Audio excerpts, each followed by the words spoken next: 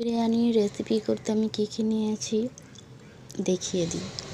1 KG চাল নিয়েছি, 1 KG মুরগির মাংস, এটাকে ধুয়ে নিতে হবে। চালটাকে ধুয়ে নেব। আলু নিয়েছি, পেঁয়াজ নিয়েছি, সব ছিলে নেবে। চলো চালটাকে ভালোভাবে ধুয়ে নিচ্ছি।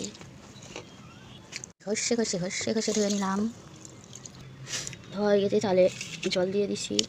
বাকি এলাচ, দারচিনি, লবঙ্গ, তেজপাতা সব দিয়ে দিলাম। একটু সাদা তেল দিয়ে দিলাম যাতে ভাতটা ঝরঝরে হয়। পরিমাণ মতো নুন দিয়ে দেবো। গ্যাস জ্বালিয়ে বসিয়ে দিলাম। ভাত এবারে ফুটবে, ওয়েট করতে হবে। এবারে মুরগির মাংসটা ঘষে ধুয়ে নিতে হবে।